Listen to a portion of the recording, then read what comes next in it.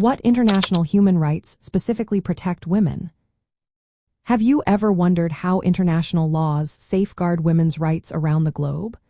Let's break down the key treaties and conventions that specifically focus on protecting women.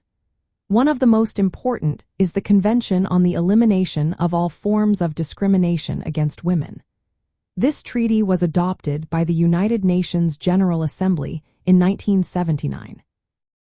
It defines what discrimination against women means and requires countries to take action to ensure women's full development and advancement. This treaty covers a wide range of issues, including civil rights, legal status, and reproductive rights. It also addresses how cultural factors can influence gender roles. Another significant legal instrument is the International Covenant on Economic, Social, and Cultural Rights.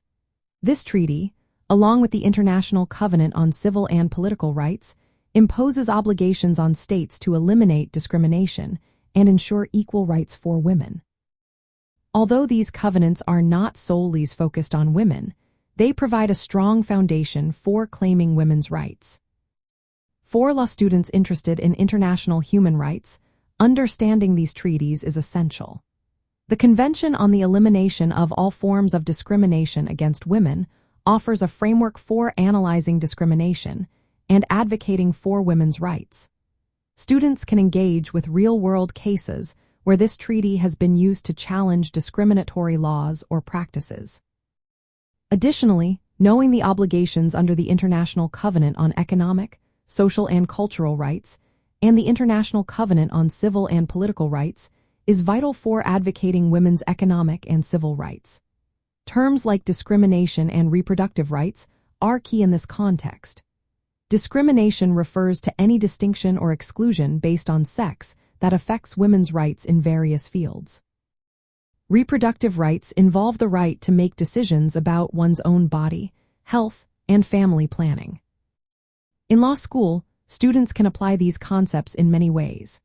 They can participate in Moot court competitions focused on women's rights, draft policy briefs on gender equality, or work in legal clinics that assist women in asserting their rights under international law. These practical experiences help students develop skills in legal analysis and advocacy, which are essential for a career in international human rights law. Understanding these international human rights instruments is vital for anyone looking to specialize in this field. They not only provide the legal framework for protecting women's rights, but also equip future lawyers with the tools they need to make a difference.